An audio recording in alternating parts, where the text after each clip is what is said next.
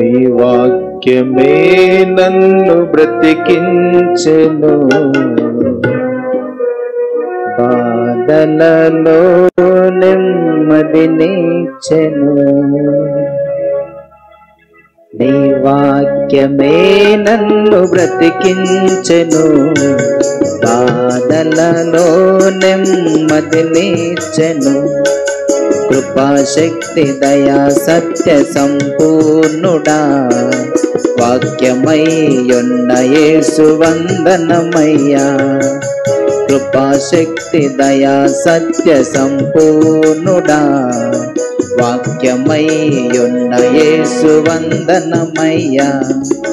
నీ వాక్యమే నన్ను బ్రతికించెను, బాధలలో నెమ్మదినిచ్చెను. నీ వాక్యమే నన్ను బ్రతికించెను, బాధలలో నెమ్మదినిచ్చెను. జిగటగల ఊబి నుండి లేవనెత్తెను, సమతల మగు భూమిపై నన్ను నిలిపెను.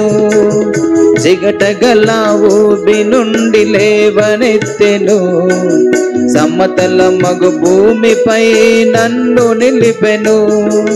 నా పాదములకు దీపమాయెను, నా పాదములకు దీపమాయెను. సత్యమైన మార్గములో నడుపుచుండెను, సత్యమైన మార్గములో నడుపుచుండెను. నీ వాక్యమే నన్ను బ్రతికించెను, బాధలలో నెమ్మదినిచ్చెను. నీ వాక్యమే నన్ను బ్రతికించెను, బాధలలో నెమ్మదినిచ్చెను. శత్రువులను ఎదుర్కొనే సర్వాంగ కవచమై యుద్ధమునకు సిద్ధ మనసునిచ్చుచున్నది. శత్రువులను ఎదుర్కొనే సర్వాంగ కవచమై యుద్ధమునకు సిద్ధ మనసునిచ్చుచున్నది. అపవాది వేయుచున్న అగ్నిబాణములను, అపవాది వేయుచున్న అగ్నిబాణములను ఖడ్గము వలె అడ్డుకొని ఆర్పివేయుచున్నది. ఖడ్గము వలె కొని ఆర్పివేయుచున్నది. నీ వాక్యమే నన్ను బ్రతికించెను, బాధలలో నెమ్మదినిచ్చెను. నీ వాక్యమే నన్ను బ్రతికించెను, బాధలలో నెమ్మదినిచ్చెను. పాల వంటిది జుంటి తేనె వంటిది, నా జీవకు మధురమైనది. పాల వంటిది జుంటి తేనె వంటిది, నా జీవకు మహామధురమైనది. మేలిమి బంగారు కన్న మిన్నయైనది, మేలిమి బంగారు కన్న మిన్నయైనది. రత్నరాసుల కన్నా కోరదగినది, రత్నరాసుల కన్నా కోరదగినది. నీ వాక్యమే నన్ను బ్రతికించెను, బాధలలో నెమ్మదినిచ్చెను. నీ వాక్యమే నన్ను బ్రతికించెను, బాధలలో నెమ్మదినిచ్చెను. కృపాశక్తి దయా సత్య సంపూర్ణుడా, వాక్యమయ్యున్న యేసు వందనమయ్యా. కృపాశక్తి దయా సత్య సంపూర్ణుడా, వాక్యమయ్యున్న యేసు వందనమయ్యా. నీ వాక్యమే నన్ను బ్రతికించెను, బాధలలో నెమ్మదినిచ్చెను. నీ వాక్యమే నన్ను బ్రతికించెను, బాధలలో నెమ్మదినిచ్చెను.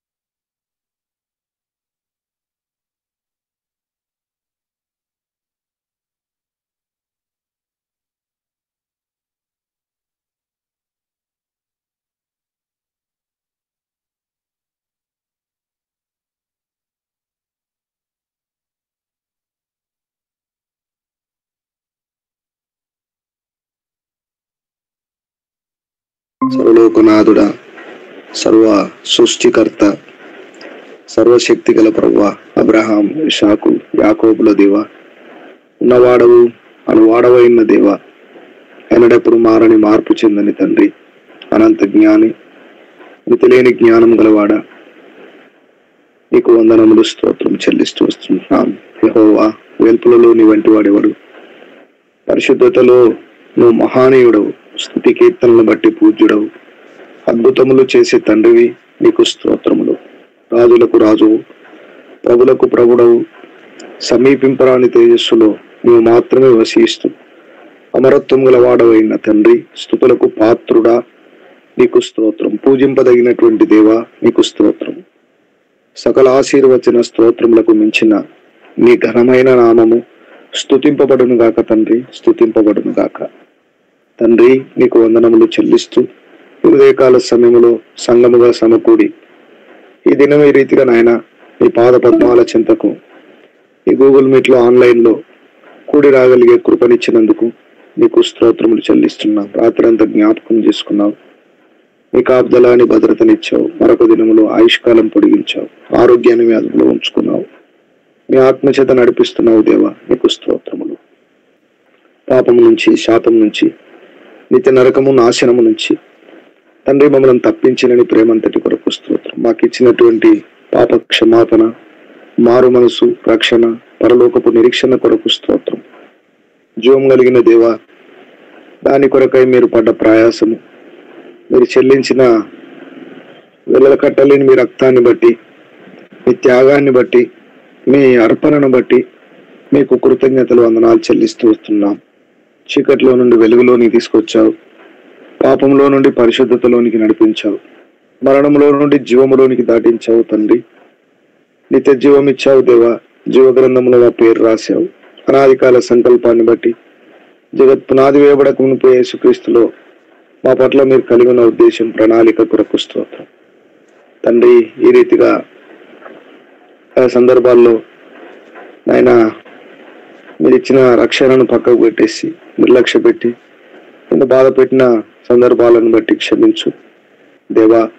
నీ రక్తంతో నన్ను మమ్మల్ని అందరినీ కడిగి గతాన్ని క్షమించి దేవా ఇక ముందు కొనసాగింపజేయమని మీ సన్నిధిలో ప్రార్థన చేస్తున్నాను. ఈ ప్రార్థన కూడిక నిమిత్తమై కొన్ని మాటలు మీరు మాకు అనుగ్రహించి మీరే ముందు కొనసాగింపజేయమని, ఈ గూగుల్ మీట్ లో ఆన్లైన్కి వచ్చిన ప్రతి బిడ్డ కూడా మెలకువగలిగి ప్రార్థించినట్లుగా ప్రార్థన ఆత్మను ప్రతి ఒక్కరికి ప్రసాదించు.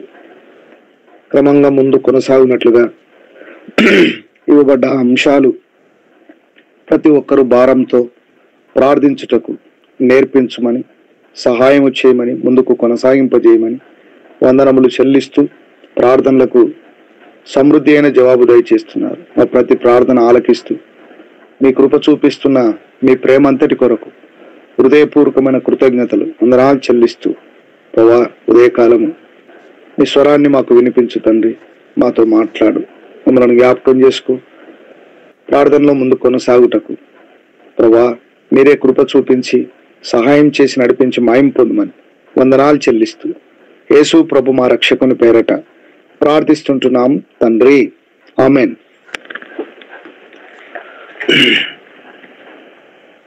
ప్రార్థన కొరకై కొన్ని మాటలు ఉదయకాలం చదువుకొని ఒకరి తర్వాత ఒకరము ప్రార్థించడానికి మనం ప్రార్థనలో ముందు కొనసాగుదాం. లూకా సువార్త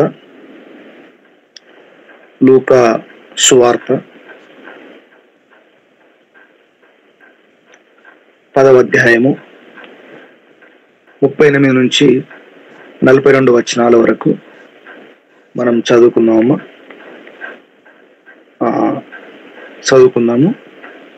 లూకా సువార్త 10వ అధ్యాయము 38 నుంచి 42 వరకు చదువుతాము. అంతటా వారు ప్రయాణమైపోవుచుండగా ఆయన యొక్క గ్రామంలో ప్రవేశించెను. మార్తా అను ఒక స్త్రీ ఆయనను తన ఇంట చేర్చుకొనెను. ఆమెకు మరియా అను సహోదరి ఉండెను. ఈమె యేసు పాదముల యొద్ద కూర్చుండి ఆయన బోధ వినుచుండెను. మార్తా విస్తారమైన పని పెట్టుకునుట చేత తొందరపడి ఆయన యొద్దకు వచ్చి, ప్రభువా, నేను ఒంటరిగా పనిచేయుటకు నా సహోదరి నన్ను విడిచిపెట్టినందున నీకు చింత లేదా? నాకు సహాయము చేయమని ఆమెతో చెప్పుమనెను. అందుకు ప్రభు, మార్తా మార్తా, నీవు అనేకమైన పనులను గూర్చి విచారం కలిగి తొందరపడుచున్నావు, గాని అవసరమైనది ఒక్కటే.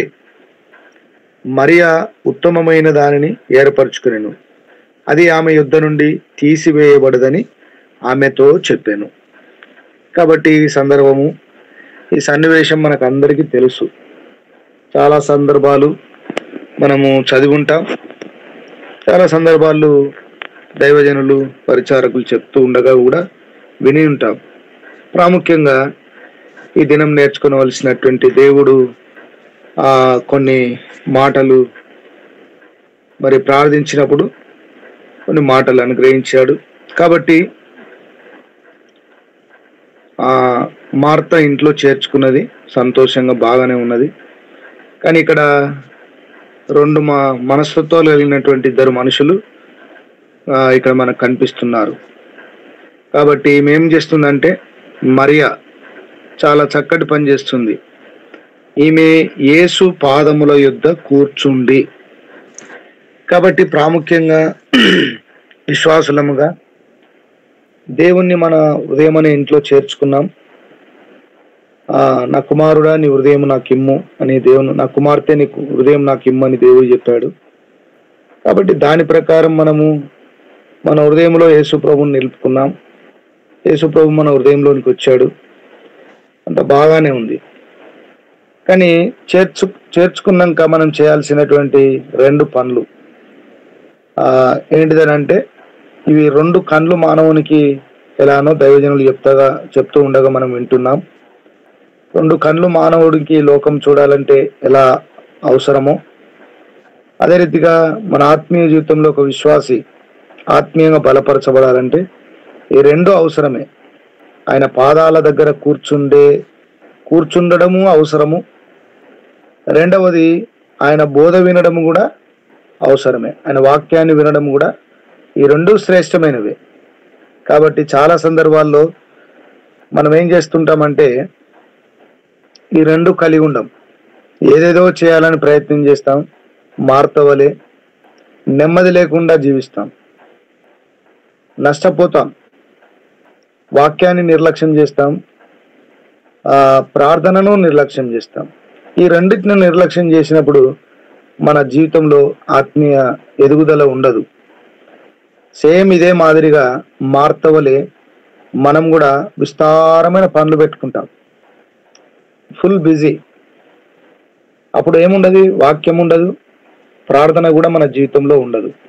అందుకని మనము పెట్టుకున్నటువంటి పని అంతా ఏమైపోతుందంటే అది జరగదు, జరిగినా అంత తృప్తిగా ఉండదు. కాబట్టి ఏ పని పెట్టుకున్నా, ఎంత ఫుల్ బిజీ అయినా, ఎంత పెద్ద కార్యం మనం కలిగి ఉన్నా, మనం చేయాల్సినటువంటి పని యేసు పాదాల దగ్గర కూర్చోవాలి. యేసు పాదాల దగ్గర కూర్చున్నప్పుడు మన పనులన్నీ దేవుడు ఏం చేస్తాడు, సఫలమవునట్లు చేస్తాడు. కాబట్టి మనము ఎంత కలిగి ఉన్నా, ఏది కలిగి ఉన్నప్పటికీ యేసయ్య పాదాల దగ్గర దొరికేటువంటి నెమ్మది ఎక్కడ దొరకదు. కాబట్టి ఒక భక్తుడు అంటాడు, మనం పదే పదే మనం చెప్పుకుంటా ఉంటాం ఏంటిదనంటే, నాకు ఈరోజు విస్తారమైన పని ఉంది, అందుకని కనీసము ఒక 2 గంటలైనా నేను యేసయ్య పాదాల దగ్గర కూర్చోకపోతే నా పనులు సఫలము కావు అని చెప్పాడు. అంటే అది అతని అనుభవం. కాబట్టి మన ఆత్మీయ జీవితంలో కూడా మనం మనం నేర్చుకోవాల్సినటువంటి మనం కూర్చోవలసినటువంటి ఓపిక ఎంతో అవసరం. యేసయ్య పాదాల దగ్గర కూర్చుండేటువంటి అనుభవం వేరుగా ఉంటుంది. కాబట్టి భక్తులు, గుర్తించిన వాళ్ళు సేవకులు కావచ్చు, విశ్వాసులు కావచ్చు, పరిచారకులు కావచ్చు, వాళ్ళు చేసే పని ఏంటంటే యేసయ్య పాదాల దగ్గర కూర్చోవడం. ఎంతో ఓపిక అవసరం, ఎంతో ఓపిక. యేసయ్య పాదాల దగ్గర కూర్చోవడం, మనసు నిలుపుకొని. ఎంతోమంది రాజులు కూడా మనం చూస్తాం, ఏదేదో యుద్ధాలు జరిగినప్పుడు యెహోషాపాతు కానీ ఇంకా దైవజనులు కానీ ఎవరు కానీ వాళ్ళు చేయాల్సిన పని ఏందనంటే ఏదేదో ప్రయత్నాలు చేయలే కానీ యేసు పాదాల దగ్గర కూర్చున్నట్లుగా మనకు కనిపిస్తుంది. కాబట్టి ఆయన దగ్గర ఏం దొరుకుతుందంటే విశ్రాంతి కూడా దొరుకుతుంది. యేసయ్య పాదాల దగ్గర ఏం దొరుకుతుందయ్యా అంటే నెమ్మది, విశ్రాంతి, సమాధానము, మరి సమస్తము దొరికే స్థలము యేసు పాదాల దగ్గర కూర్చుండేది. అదే ప్రార్థన కదా. ప్రార్థనలో సమస్తము దొరుకుతుంది మనకు. అది లేకుండా మనం ప్రార్థన లేకుండా ఏం సాధించలేం, ఏం చేయలేం. దేవుడు ఇవ్వకుండా ఎవరు కూడా ఏది పొందుకోరు. కాబట్టి దేవుడిచ్చింది వేరుగా ఉంటుంది, అది తృప్తికరంగా ఉంటుంది, అది నెమ్మదితో ఉంటుంది, అది సమాధానంతో ఉంటుంది. కాబట్టి సత్యాన్ని గుర్తించినటువంటి అనేక మంది భక్తులు, ఈ రహస్యాన్ని ఎరిగినటువంటి భక్తులు అందుకనే పెందల కడని లేచి యేసు పాదాల దగ్గర కూర్చుండే అనుభవం కలిగి ఉన్నారు. ఈ అనుభవం ఎంతో శ్రేష్టమైనది, అది ఎంతో ప్రశస్తమైనది అని కూడా చెప్పచ్చు. అది ఎంతో దీవెనకరమైనది. యేసయ్య పాదాల దగ్గర కూర్చోవడం, సమస్తము దొరికే స్థలము ఒక ఆత్మీయునికి, ఒక పరిశుద్ధునికి. ఎక్కడయ్యా అంటే అది చెప్పాల్సినటువంటి చోటు ఏంటంటే యేసు పాదాలు. అందుకని నువ్వు ప్రార్థన చేయనప్పుడు గదిలోనికి వెళ్ళి నీ తలుపు వేసుకొని రహస్యమందు చూచు నీ తండ్రికి నువ్వు ప్రార్థన చేయమని వాక్యం సెలవిస్తుంది. రహస్యమందు చూచు నీ తండ్రి నీకేం చేస్తాడు? ప్రతిఫలం ఇస్తాడు. కాబట్టి రహస్యంగా చేసేటువంటి మన ప్రార్థన దేవుడు మన జీవితంలో ఎంతో అది మనకు దీవెనకరంగా, ఆశీర్వాదకరంగా చేస్తాడు. మార్త విస్తారమైన పనులు పెట్టుకుంది. ఆమె ఏం చేస్తుందట? ఒంటరిననే భావన తొందరపడుతుంది. కాబట్టి ప్రార్థించే వ్యక్తికి తొందర ఉండదు, నెమ్మది కలిగి ఉంటాడు, నింపాదిగా ఉంటాడు. కాబట్టి దేని విషయంలో కూడా తొందరపడడు. మబ్బులన్నీ కమ్మి తుఫాన్ వస్తుంది, ఈ కార్యం ఎట్లా, ఈ పని ఎట్లా, ఈ యొక్క మనం పెట్టుకున్న కార్యము చెడిపోతుందేమో, కార్యం నష్టం జరుగుతుందేమో అన్న చింత అతనికి ఉండదు. మబ్బులు కమ్మి తుఫాన్ వచ్చే సందర్భంలో కూడా నెమ్మదిగా ఉంటాడు.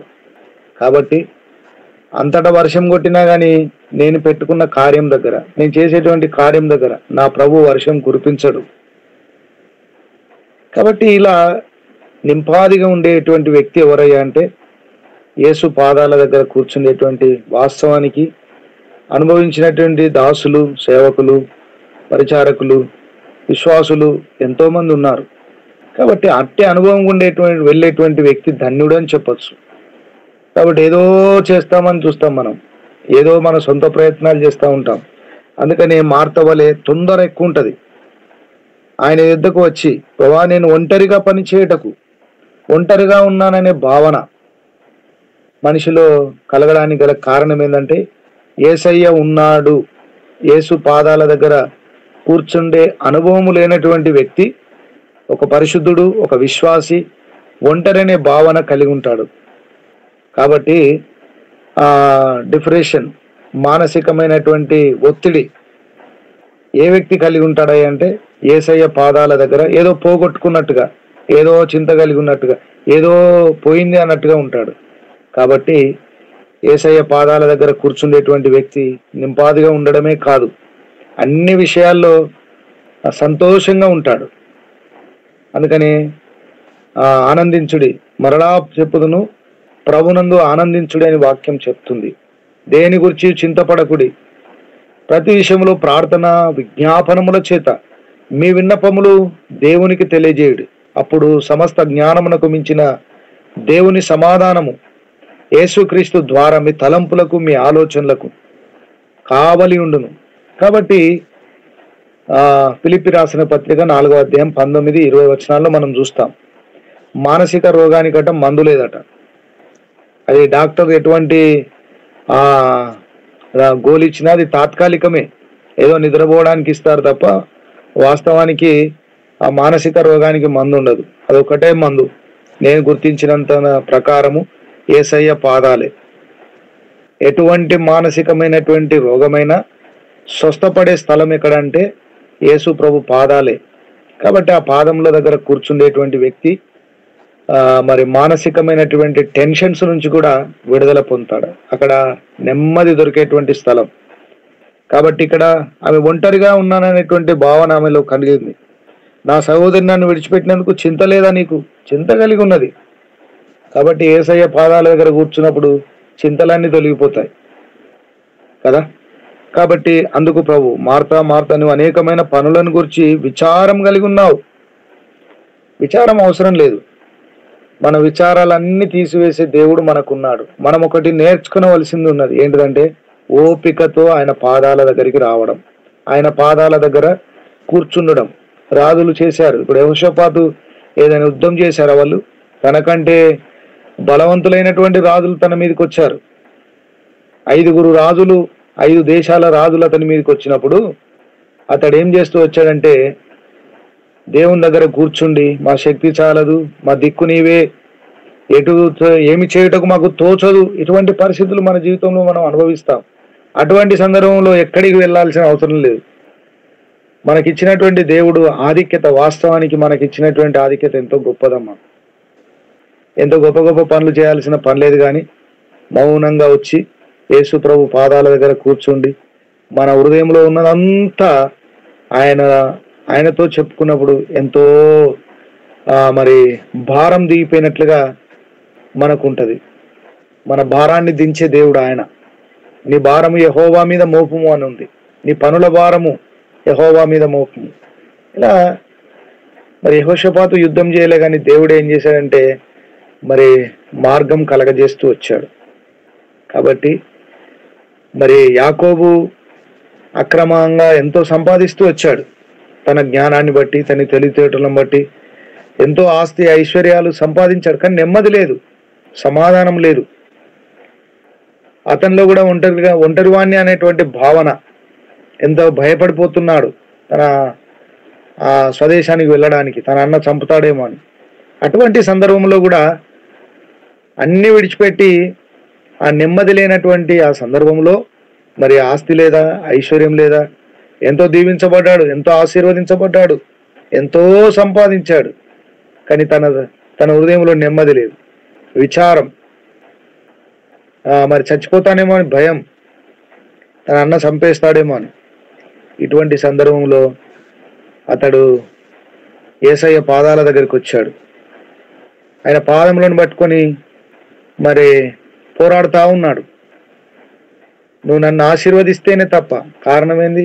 నెమ్మది ఇస్తేనే తప్ప, సమాధానం ఇస్తేనే తప్ప, నిజమైన శాంతిని నా హృదయంలో నువ్వు నింపితేనే తప్ప నేను నిన్ను విడిచిపెట్టావు. వాస్తవానికి ఇవన్నీ మనము ఆ రీతిగా అర్థం చేసుకోవచ్చు. కాబట్టి అవసరమైంది ఒక్కటే, నువ్వు విస్తారమైన పనులను గురించి విచారం కలిగి తొందరపడుచున్నావు. కాబట్టి అవసరమైనది ఒక్కటే, మరియ ఉత్తమమైనది ఏర్పరచుకుంది. కాబట్టి ఉత్తముడు దేవుడు. ఆ ఉత్తముని మనం ఆశ్రయించినప్పుడు, ఆయన పాదాల దగ్గర మనం కూర్చున్నప్పుడు ఎంతో నెమ్మది, ఎంతో తృప్తి, ఎంతో నిరాశల గుండా వెళ్ళినప్పుడు, శరీరం బలహీనతల గుండా వెళ్ళినప్పుడు, ఇంకా ఆయా రకములైనటువంటి చెప్పుకోలేని సమస్యలు, ఎవరు తీర్చలేనటువంటి సమస్యలు అన్ని కలిగి ఉన్న, అవి తీర్చబడినటువంటి సమస్యలు ఎన్ని ఉన్నప్పటికీ యేసయ్య పాదాల దగ్గర మరియవలే మనం కూర్చున్నప్పుడు అన్ని తీర్చగల దేవుడు. ఆయనకు అసాధ్యమైంది ఏది ఉందమ్మా? ఏది లేదు. కాబట్టి రెండవదిగా ఇది ప్రార్థనకు మనకు చూపిస్తుంది, మరియ ఉత్తమమైంది ఏర్పరచుకుంది. రెండవదిగా ఏం చెప్తుందంటే వాక్యము, బోధ వినుచుండెను. కాబట్టి దేవుని వాక్యాన్ని వింటూ వచ్చింది.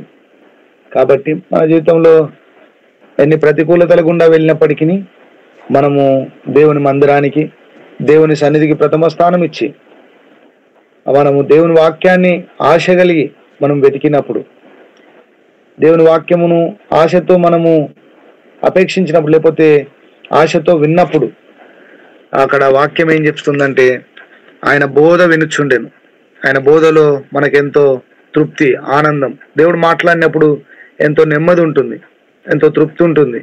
కాబట్టి వాక్యము మనకు అందుబాటులో ఉంది. కాబట్టి వాక్యాన్ని చదివే వారముగా, వాక్యాన్ని ధ్యానించే వారముగా, వాక్యాన్ని వినే వారముగా మనము ఉంటే ఎంతో మంచిది. అది ఎంతో మనకు నెమ్మదినిస్తుంది, తృప్తినిస్తుంది. కాబట్టి వాక్యాన్ని నింపుకుని దినదినము మన ఆత్మీయ జీవితంలో మనం ఈ లోకంలో దైనందిన జీవితంలో ముందుకు వెళ్ళవలసిన వారమై ఉన్నాము. కాబట్టి వాక్యాన్ని ప్రేమించినప్పుడు, నీ ధర్మశాస్త్రమును ప్రేమించే వారికి 165 వచనము 119వ కీర్తనలో మనం చూస్తాం. 119, 165.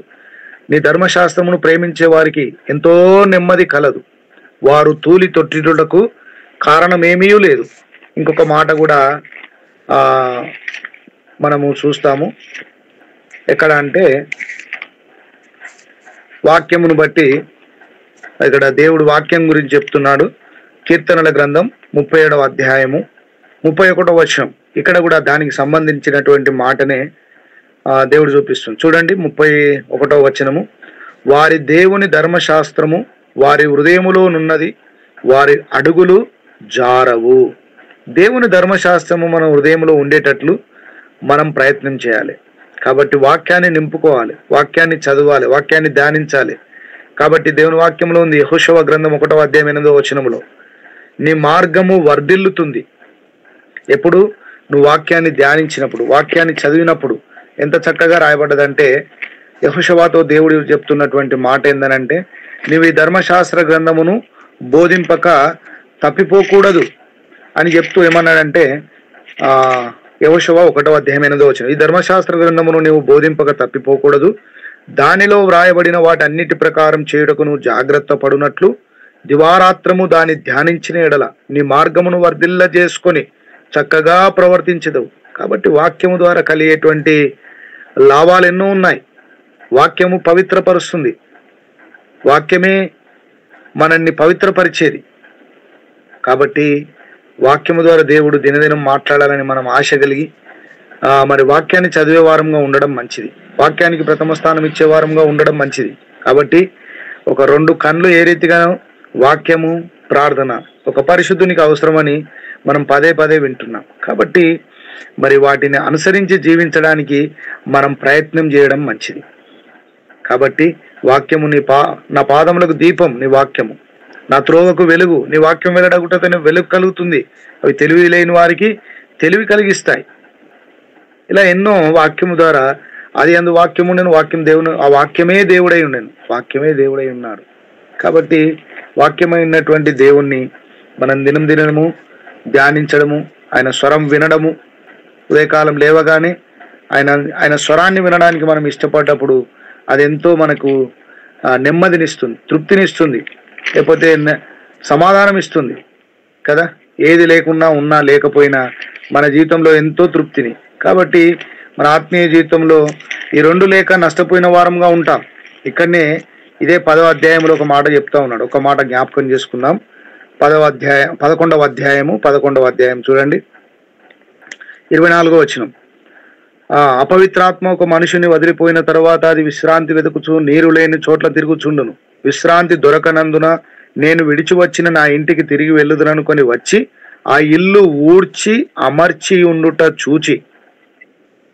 రక్షించబడ్డాం. వాక్యము, ప్రార్థన మన జీవితంలో లేకుండా మనం ఖాళీగా ఉన్నప్పుడు ఏ అపవిత్రాత్మ చేత అయితే పీడించబడ్డామో అదే అపవిత్రాత్మ మనల్ని మరలా శోధించి మన లోనికి వచ్చి మనలో దిష్ట వేసుకొని అది మనలో ఉండి ఏం చేస్తుందట, వచ్చి ఆ ఇల్లు ఊడ్చి, వాక్యము ప్రార్థన లేకపోతే, సావాసం లేకపోతే, దేవుని సన్నిధి లేకపోతే, ఈ 4 అంశాలు ఏదైతే ఉన్నాయో, అపోస్తుల బోధ, సావాసం, రొట్టె విరవడం, ప్రార్థన చేయడం, ఈ 4 లేకపోతే వాని మొదటి స్థితి కడపటి స్థితి కంటే, అందుకని అక్కడ రాయబడ్డది ఏమని ఉందంటే, ఆ ఇల్లు ఊడ్చి అమర్చి ఉండుట చూచి వెళ్ళి తనకంటే చెడ్డమైన మరి 7 అపవిత్ర ఆత్మలను వెంట పెట్టుకుని వచ్చును, అవి అందులో ప్రవేశించి అక్కడనే కాపురముండును. అందుచేత ఆ మనుషుని కడపటి స్థితి మొదటి దానికంటే చెడ్డదగునని చెప్పాను. కాబట్టి హృదయములో, మన జీవితంలో, ఆత్మీయ జీవితంలో వాక్యము, ప్రార్థన మనము కలిగి ఉన్నప్పుడు దుష్టుడు మనల్ని ముట్టే అవకాశము లేదు.